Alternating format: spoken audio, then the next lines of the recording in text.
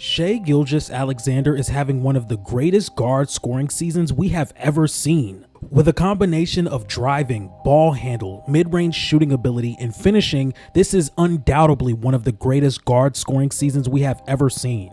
This season, SGA averaged 33 points per game, 6 assists, and 5 rebounds on 64% true shooting.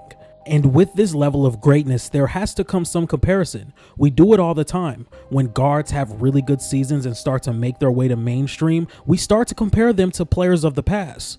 And Shai Gilgeous-Alexander was compared to the late great Kobe Bryant. And we all know Kobe Bryant's resume. Considered the second greatest shooting guard in NBA history, 5-time champion, 1-time MVP, one of the world's greatest scorers we've ever seen.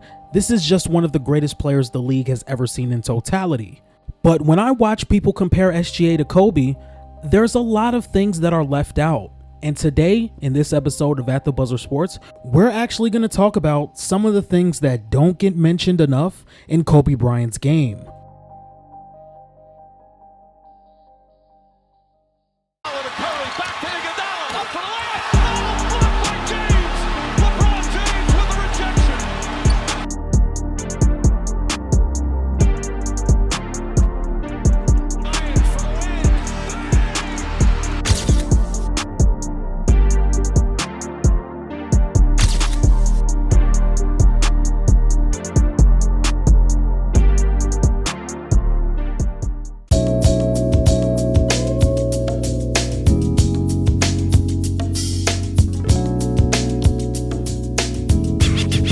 I consider Kobe Bryant to be one of the most versatile scorers the league has ever seen, and we all know Kobe Bryant for his post scoring. I think Kobe Bryant is one of the most talented guard post-up players the league has ever seen, and it's just a multitude of different avenues he can go to beat you, whether it's a drop spin, whether it's a fadeaway, whether it's an up and under, whether it's his touch around the rim, whether it's his strength. There are a lot of different aspects Kobe can beat you from the post, and it's pretty much anywhere around the floor, whether it's at the high elbow, whether it's at the low block, whether it's all the way to the three-point line. Kobe Bryant could get wherever he wanted in the post, and he had such craftiness around the rim and touch to where it was almost unstoppable. Something that made Kobe so hard to guard in the post is you never knew what avenue he was going to take to score. He had such a combination of counters that he can use in the post to where your reaction was kind of late because you never knew what he was going to do. So I want you to look at how fast the spin move is and the touch and craftiness around the rim.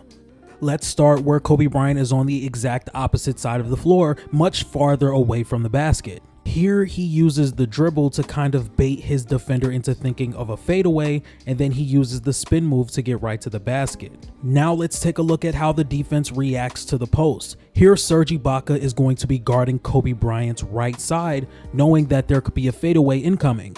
But by Ibaka taking away the fadeaway, he also gives up the entire baseline, and let's watch what Kobe does. Kobe notices the help right, and he spins left quickly to the basket and gets an easy layup. Here he starts to position himself well beyond the three-point line, and as soon as the big sends help, he spins off and yet another crafty finish move around the rim. Kobe also had phenomenal touch around the rim. Here you're going to see that he spins off of his defender and he's not quite close enough to the rim, so he puts it just out of the shot blocker's reach and drops it right in. Kobe got defenders in the air quite often. His touch around the rim and the danger of the fadeaway made his post work almost easy. The footwork, the touch around the rim, the fadeaway, and the danger of it got defenders in the air quite easily for him to finish multiple different times. There was no angle that you can take from Kobe Bryant, whether it's out of doubles, whether it was sending to, it doesn't matter what coverage you send at him, he was always going to find space to get his fadeaway off, and this was one of the most dangerous shots in his arsenal. He was such a great tough shot maker that if his fadeaway is going down early in the game, you are in for a very long day. And this leads me into my favorite rumor about Kobe Bryant, that he wasn't a passer. People talk about Kobe as if he just was not a passer. Don't get the 4 to 5 assists throughout his peak years confused. Kobe Bryant could read the floor immensely, and he could make the right read multiple times, and we've seen it in high leverage situations. Kobe's post scoring opened up so many passing angles for multiple different teammates. He was so good at finding cutters out of the post and finding open threes for other players. The amount of attention from other defenses that he got opened up a lot of cutting lanes for his teammates, a lot of open threes for his teammates. You can tell multiple times he's in the post, there are always 2 to 3 defenders watching him, and it created open shots almost all the time. Now, Kobe did not always have brute strength going downhill. He also didn't have the quickest first step. But when we talk about the craft, when he's dribbling the ball, the way he's able to stop and go, the way he's able to change his pace, and the ability to connect guys to his hip and get a foul on the way to the rim, those are the things that made Kobe Bryant so good as a driver. And these things translated to his later game. Having that craft and touch around the rim made it so easy for him to drive to the rim with his shimmy moves, his dribble pull-ups, getting to the rim with such craft. This is what made Kobe such a good driver even later on into his career. And then there's the off-ball play. Not only could he come off pin downs, he played a lot off of Pau Gasol in the post, and he made a lot of tough shots in the mid-range, a lot of tough shots from 3. He created a lot of separation off ball. And when you have somebody that can score at multiple different levels, when we're talking about the post, driving to the rim, playing off ball, it opened up so much for the defense, and we're going to talk about how it created so much good looks for other players.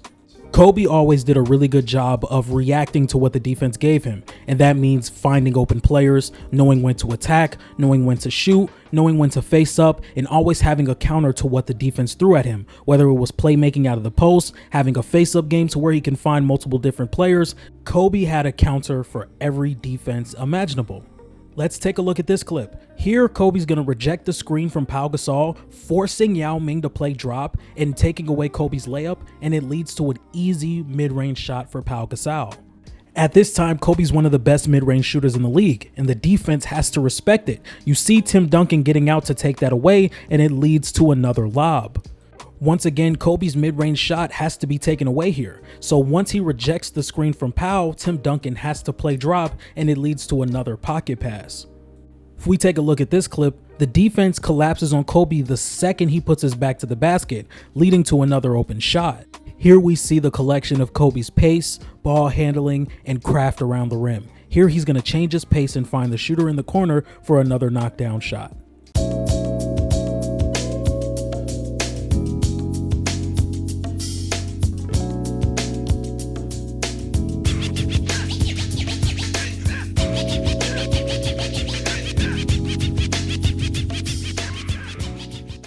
I feel like people either love or hate Kobe Bryant's peak seasons, and 2006 was one of those peak seasons. He averaged 35 points per game.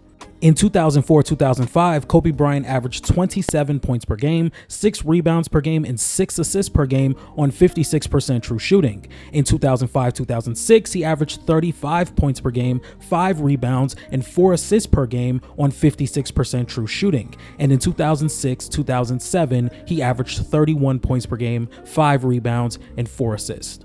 And the common narrative around Kobe in these years was he couldn't get out the first round. He needed Shaq. They didn't make the playoffs. Kobe Bryant couldn't win on his own. He wasn't a winning player. He didn't pass the ball. These were the narratives around Kobe Bryant, and they're still the narratives around him today, even in these seasons when we look back at the roster and see guys like Smush Parker and Kwame Brown and just not having the necessary pieces around him to make a deep playoff run until Pau Gasol arrived in 2008.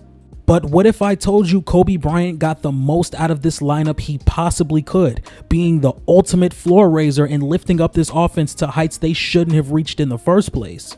Even in those years with that abysmal supporting cast, Kobe Bryant still maintained an above average offense with this Lakers team. In 04-05, they were a plus 1.93. In 05-06, they were a plus 1.84. In 06-07, they were a plus 1.88. And it doesn't stop there. The Lakers' half-court offense was also dominant while Kobe was on the floor. In 04-05, they were a plus 8.2, which is 95th percentile. In 05-06, they were a plus 19.2, which is 100th percentile. In 06-07, they were a plus 5.2, which is 89th percentile. The inadequate team that was put around Kobe Bryant in these years should be a crime. And the fact that he has to get the blame for those teams and why they didn't win a playoff series is absolutely nuts. Yes, you can go to them blowing a 3-1 lead, but in my opinion, they should have never been up 3-1. The Phoenix Suns were the much better team at the time, and Kobe Bryant was dealing with an awful supporting cast. So if you want to put that on him, fine, so be it. But you're not going to blame Kobe Bryant for them not winning a playoff series in those years because the supporting cast was absolutely abysmal. And let's take a look at some of the other lead initiators in the league. Nash was a plus 8.1 in half-court offense, Wade was a plus 11.9, and LeBron was a plus 14.3. Now, you do have to take some of these stats with a grain of salt because of the supporting cast around these players. Nash is probably the lowest because he probably had the best supporting cast out of all four of these guys, but Kobe Bryant was doing his job. When he was on the floor, the Lakers performed like one of the better offenses in the entire league. As a matter of fact, when Kobe was on the floor for the Lakers, they performed like the best offense in the league. And when he was off the floor, they performed like the worst offense in the league by 7+ points. This is one of my biggest gripes when people talk about Kobe Bryant, and especially peak Kobe Bryant. Peak Kobe Bryant has displayed one of the best floor-raising seasons the league has ever seen, bringing this drastically bad offense into top-of-the-league conversations when he was on the floor. And with that being said, it's time to get into the very last argument that people make about Kobe Bryant.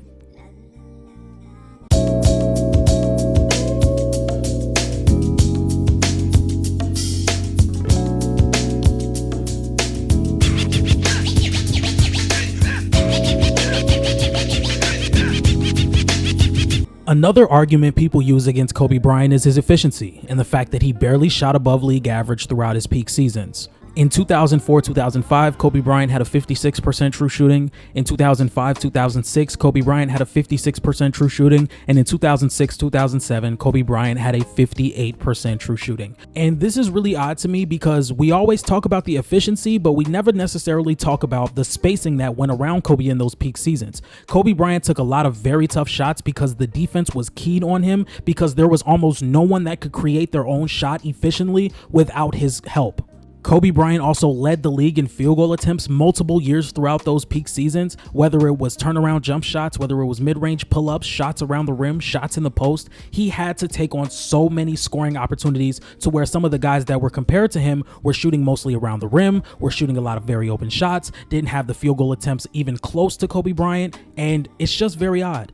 So what I did, I went to 2006-2007 and I looked at some of the players that were shooting the most field goal attempts a game and compared their efficiency to Kobe Bryant's. If we take a look at all the players that were shooting 20+ field goal attempts a game, Kobe Bryant was the most efficient. We have Carmelo Anthony at a +1, Ray Allen at a +2, Gilbert Arenas at a +2.5, T-Mac at a -3, LeBron at a +1, and Joe Johnson at a +2. Kobe Bryant remaining the most field goal attempts per game and had the highest relative true shooting out of all the players that shot 20+ field goal attempts a game. So there you have it, ladies and gentlemen, all the critiques about Kobe Bryant's game, his efficiency, his floor raising, his leadership, all those things that people use to critique him laid out. And I truly don't understand how you could take all the tough shots for a team throughout a 3-year span, or not even a 3-year span, way longer than that, still maintain elite level efficiency for players that are averaging 20+ field goals per game, raising your bottom of the barrel team to a best offense in the league type of level when you're on the floor, having one of the best floor raising seasons in NBA history, but it still gets critiqued just because he did not win a playoff series in that era when he had one of the worst supporting casts around him. And for those who do not know, Kobe Bryant is my favorite player. I grew up and I started loving the game of basketball because of Kobe Bryant. And I think rewatching him over the past couple of months has made me fall in love with Kobe even more. With my different perspective on basketball and my more analytic driven type of watching style and type of eye test, it makes me love Kobe Bryant even more. If you don't like the efficiency, if you don't like the floor raising, watch this video and maybe you'll learn something. If you guys like this type of content, please be sure to like, comment, and subscribe. Make sure you guys follow me on TikTok at @TheBuzzerENT. Make sure you guys follow me on Instagram at @TheBuzzerSports. Make sure you guys follow me on Twitter at ATBSports1. And make sure you guys follow me on Playback, where we're going to be watching multiple historic games, whether it's Kobe Bryant, whether it's LeBron James, whether it's James Harden. We will be watching it and streaming all off season. And if you guys like draft content, make sure you guys follow me for that as well. We are going to be doing a lot of draft content. The 2025 NBA draft just wrapped up, but we won't be wrapping up because Summer League is right around the corner. And with all that being said, I'll see you guys tomorrow. Peace.